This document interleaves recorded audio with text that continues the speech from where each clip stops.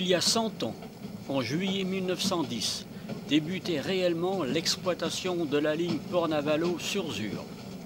De nombreux arrêts officiels étaient prévus, avec des gares, de modestes stations et parfois des arrêts facultatifs réclamés aux machinistes. Ce petit tronçon sur la presqu'île se raccordait à une voie de chemin de fer qui allait de Locminé à La Roche-Bernard. C'était un petit train au gabarit métrique destiné au transport des voyageurs, de certains animaux et aux marchandises diverses. Les wagons étaient ajourés et les voyageurs pouvaient voyager sur la plateforme arrière. Port-Navalo étant le terminus, des aménagements particuliers étaient indispensables, comme le garage de locomotive et une plateforme tournante pour son retournement pour le retour vers Vannes. Certains habitants d'Arzon se rappellent encore leur voyage. Ils nous racontent leurs souvenirs. Ils sont la mémoire de la vie du petit train. À cette époque-là, on n'était pas en voiture, jamais. Alors c'était forcément ou par le petit train ou par le vapeur. Ça durait, je sais pas moi, 2 ou 3 heures qu'on venait à Port-Navalo parce qu'on allait jusqu'à Saint-Gildas. On s'arrêtait à toutes les petites gares. C'était Lens, c'était Pénard, c'était Gué. On s'arrêtait donc à toutes ces petites gares. Mais un temps fou, on s'arrêtait pour faire de l'eau. Alors on voyait une grosse pompe qui arrivait, qui se collait dessus. Enfin, regardez tout ça, c'était très amusant. On était parti à 5 h du matin et on est arrivé à Vannes après 7 h, c'était bien 7 h 30. Parce qu'on avait fait le petit train faisait un détour, il allait à Surzur pour faire de l'eau pour la machine. Il n'allait pas vite. Touf. Il allait tout doucement. Il fallait pas être pressé. Et puis il s'arrêtait partout. Non seulement aux gares, mais quelquefois si quelqu'un faisait signe, ben, ils arrêtaient, tout simplement. Ils mettaient longtemps, hein. Parce qu'aller à Vannes et revenir, ça faisait la journée. Hein. Ils envoyaient le panier de train, ils cassaient la côte, hein. Et pas de wagon-restaurant. Le train partait de Port-Navalo aussi. Le wagon de tête du train était pour Saint-Nazaire. Ma grand-mère, elle devait avoir 77-18 ans. Elle avait donc pris le train le matin pour La Roche-Bernard. Elle savait ni lire ni écrire, ma grand-mère. Et puis, elle est partie. Le soir, on était à manger la soupe, il était 7 h 30. Qu'est-ce qu'on voit arriver? La grand-mère. Mon père qui lui dit, maman, d'où c'est que vous venez?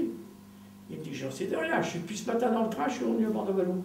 Elle n'avait pas monté dans le wagon de tête. Donc elle s'est retrouvée à Vannes, elle est revenue de Vannes à Port-Navalo. Parce que ce wagon de Saint-Nazaire était laissé à Surzur. Et le train Vannes-Saint-Nazaire le prenait. Donc elle n'avait pas vu la Vilaine, elle n'avait pas descendu du train.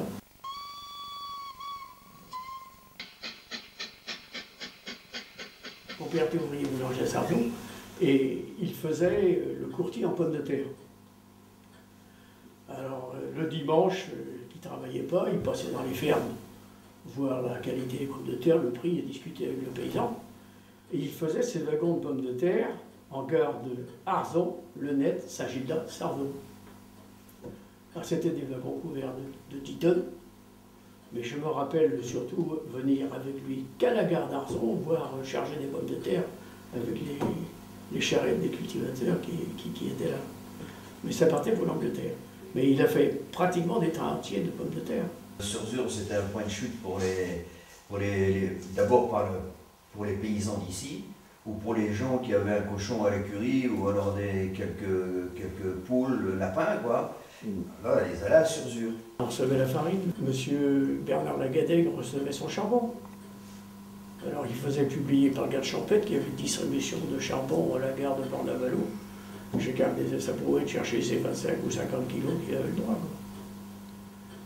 Ferdinand Lecause, le marchand de vin, recevait son pinard dans des wagons-citernes. Si bien que l'hiver 43, ça avait gelé dans les wagons au gare de Port-Navalo.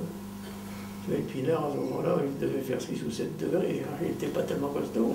On avait les fagots de bois, les fagots arrivaient par wagon de 700-800 fagots. Quand on entendait le train siffler à la croix du Pont-Neuf, mon père me disait, va donc voir sur le mur à Logette si tu vois les wagons de bois s'ils sont arrivés.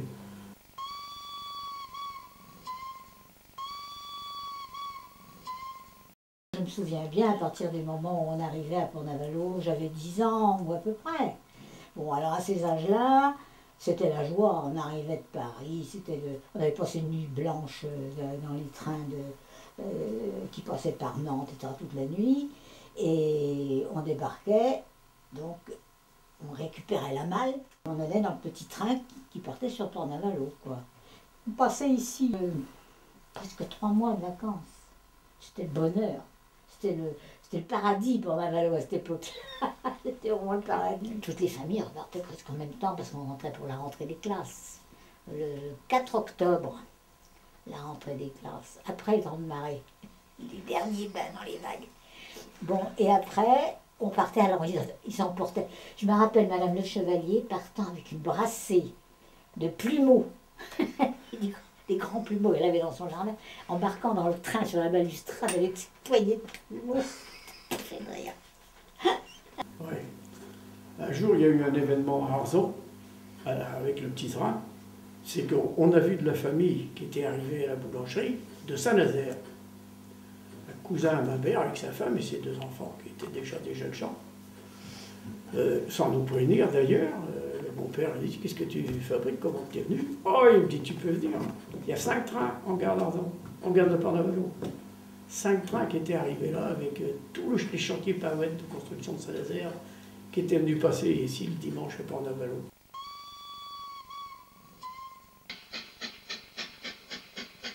On ne bougeait pas d'ici. Hein. Crabes, poissons, patates. On allait au marché, mais ma grand-mère avait une bonne, puisqu'elle était impotente, elle ne pouvait pas marcher. Elle avait une bonne, et la bonne allait à pied à Sarzeau faire son marché, et elle revenait avec un petit cochon sur le dos. Je le vois encore. C'était marrant, bon. Ça amusait beaucoup des enfants, ça. Et les Sinabos, eux, ils allaient vendre leurs poissons là-bas. Ils vendaient du poisson dans les campagnes, les Sinabos. Ils allaient jusqu'à Saint-Gildas avec des brouettes.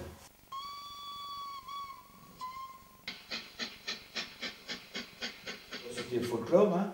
C'était le folklore pour aller, oui, et puis pour revenir, alors c'était la grande fête, quoi. Enfin, c'est les bonnes femmes comme les bonhommes.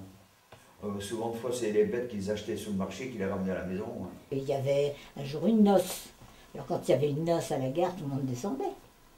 Et je me rappelle très bien avoir dansé une ridée sur le... Enfin dansé, je ne dansais pas la ridée à l'époque. Mais avoir vu les gens fêter la noce sur le quai pendant que le train faisait à côté, attendait, cracher sa vapeur. Alors là, la baladeuse, c'était plus le petit train. C'était l'engin qui baladait, c'est le mot exact. On était basculés, c'était un vrai panier à salade. Enfin bon, les gens mettaient leur petit paquet en haut en se disant on va caser ça, mais nous rigolait parce qu'on connaissait au bout de 2 minutes dès que ça démarrait. L'automotrice, on disait que si vous partiez avec 2 litres de lait, on revenait avec 1 litre de beurre. Ça chantait dur, oui, mais pour aller, c'était relativement calme. Mais c'est pour revenir, quoi. C'était la grosse bamboula, hein, et puis il y avait du gaz, l'eau dans le gaz. Hein. Ah ouais, puis ça chantait forcément à toute berzingue, quoi. Et breton, des chansons de corps de garde, hein. Oui, mais en breton. Des drôles de coco, hein, les anciens, là. Bah oui, c'était des durs, quand même. Hein. Parce qu'on faisait tout un tour pour aller à Sainte-Anne. Et puis, bon, bah, il faisait pas beau. Et puis, effectivement, les gens avaient des parapluies dans le train parce que, bon, bah, c'était pas vraiment étanche. Hein. Ah oui, mais ça, c'est certain. Et ça, je me rappelle. Hein. Et puis, c'était le retour, surtout, où il avait plu énormément. Mais alors, disons, c'était vraiment une expédition de prendre le train pour aller à Sainte-Anne-d'Auray. J'avais l'impression de me retrouver au Texas. Parce que c'était à l'arrière, j'étais dans le dernier wagon, et le dernier wagon avait une espèce de balcon qui donnait sur la voie ferrée, quoi. Alors je voyais le petit train qui s'en allait, et j'étais dans le petit train.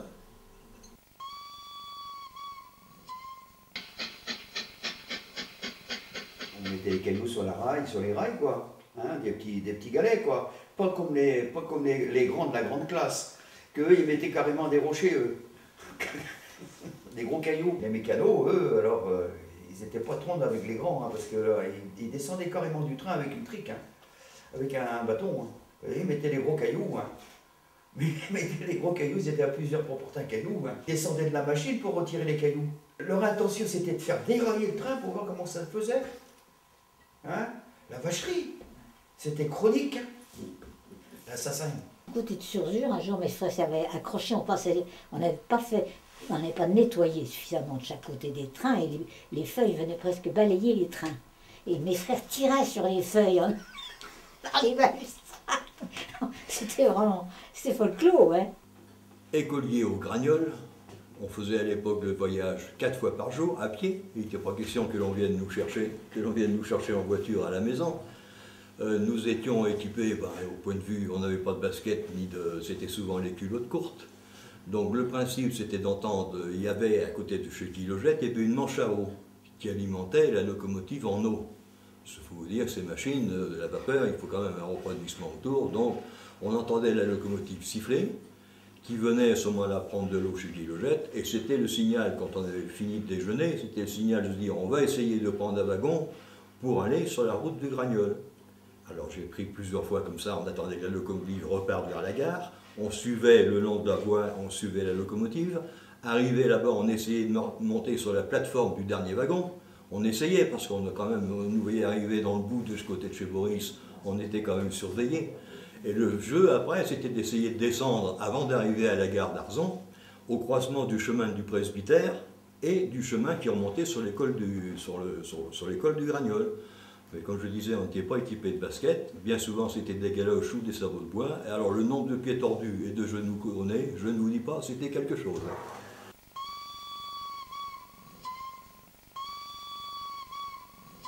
C'était une petite ferme qu'il y avait à Bernan. Et il y avait quelques vaches, là, il y avait 7 ou 8 vaches peut-être, je ne sais pas. On traversait la ligne, le chemin de fer, là, c'était la ligne, nous on appelait ça la ligne. Hein. Il y avait une vache qui a traîné, hein, puis le train, elle l'a bousculé, quoi. Alors pour dire que le train n'allait pas vite, hein, parce que pour renverser la vache sans lui faire de mal, c'est que hein, c'était pas l'Express Orient. Hein. Alors les gens, c'est ça qui est sympa, quoi, parce que tous les gens sont descendus. Ben, c'était comme ça que ça se passait à cette époque-là. Les gens s'entraidaient aussi. Hein.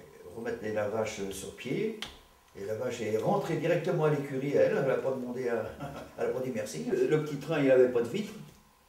C'était à l'air libre, comme ça. Et du fait qu'il marchait au charbon, ben, quand il chargeait le foyer, ben, il y avait la fumée noire, hein, forcément, qui était rabattue sur le train. Et puis comme il n'y avait pas de vitre, eh bien, ça courait partout, ça faisait du commentaire partout, et tous les gens étaient blacks. Tous les gens étaient noirs, avec des scarbilles, et puis voilà. Et puis c'était noir à l'intérieur et noir dehors aussi. Il fallait pas sortir trop dehors et regarder par-dessus de l'autre côté parce qu'on s'envoyait un paquet d'escarbilles dans les yeux, on en avait pour un moment à 100 mètres. Ça n'empêchait pas de mettre le feu à certains landiers. Hein. Entre ici et Sarzeau, il en a brûlé de la lande. Hein. Dans la montée de Saint-Judas, nous sommes descendus du train pour aider à le faire monter. Parce que la machine patinait, alors on a dû jeter 1 ou 2 galets, puis pousser, enfin 2 galets de ballast, et on a dû pousser un peu pour que ça aide. Oui, on avait reçu 15 sacs de farine à prendre au train, M. Dany devait en avoir aussi. Et j'avais donc été chercher M. Blaise de la Berre. Bon, M. Blaise avait une charrette qui était un peu de guingois, quoi. Je commençais à être vieille comme le cultivateur aussi. On avait chargé 7 sacs dedans. Alors, disons, il y en a assez dans la charrette. On part, la machine, la locomotive, lâche de la pression, le cheval se campe, on nous fout les 7 sacs de farine sur la route. Les sacs de farine faisaient 100 kilos. Mon père a connu les 150 kilos.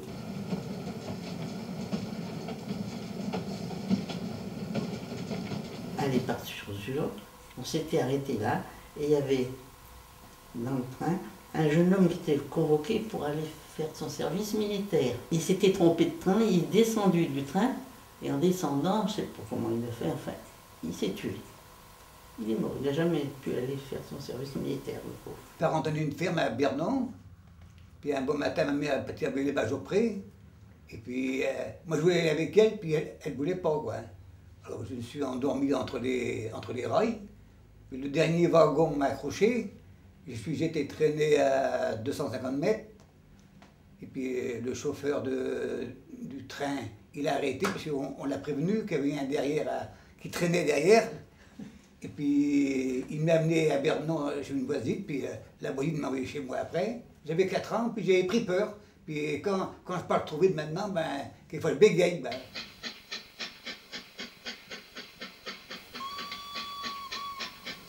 Le train arrivait, se vidait, etc. Ça se passait très tranquillement et longtemps. Et puis alors quand tout le monde était parti, à ce moment-là, les gars du train s'occupaient de la locomotive. Alors une fois sur deux, il allait chatouiller dessous en enfilant dans le garage à la locomotive qui est le cinéma. Alors elle rentrait là-dedans, il y avait une fosse. Alors on les voyait disparaître dans la fosse parce qu'ils farfouillaient là-dessous, et puis ils ressortaient. Et puis voilà, puis la locomotive repartait dans l'eau, revenait sur la plaque tournante, on la tournait de l'autre côté, puis ça repartait. Alors pendant ce temps-là, le train était sur une voie de garage, et la locomotive passait, raccrochait le train, c'était tout un truc. C'était une gare de treillage.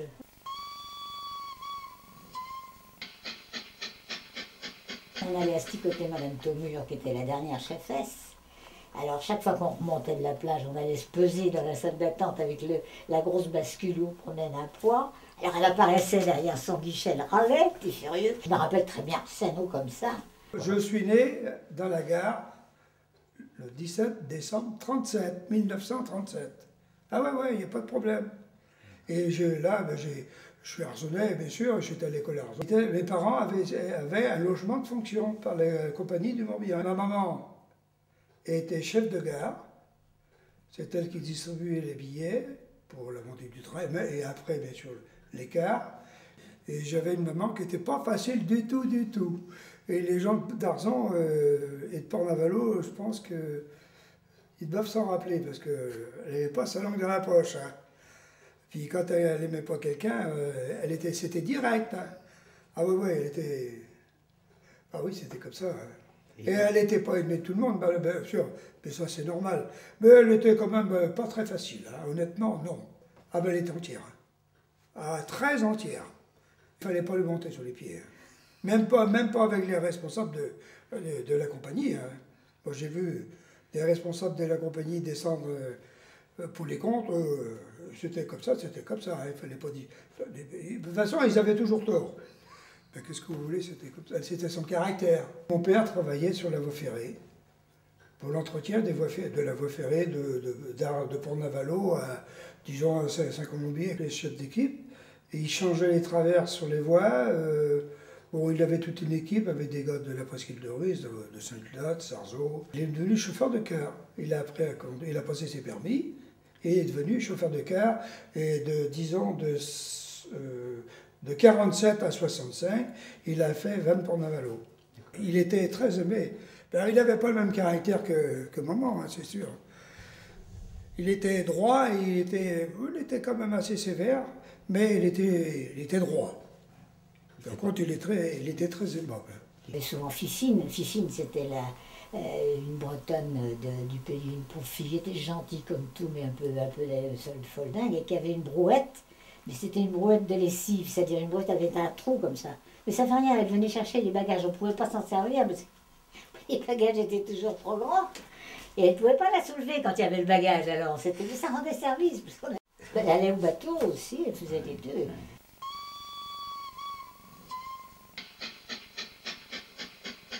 La seule fois où j'ai pris le train, c'est avec d'autres enfants, dont ma sœur, mais je ne me souviens pas des autres.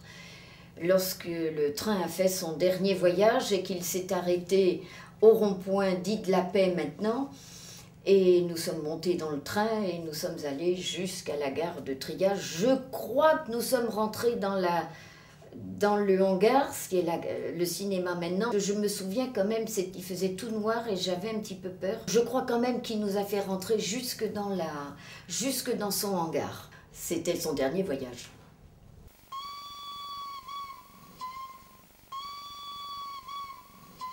Ce petit train-là a été retrouvé en Afrique. C'est un gars qui naviguait, qui connaissait, qui se souvenait du numéro de la loco, qui est marqué devant, là, dans le petit rond. Hein. Elle aurait été retrouvée en Guinée, à Conakry. Les voyageurs qui arrivaient à Port-Navalo apercevaient le phare et en contrebas la mer.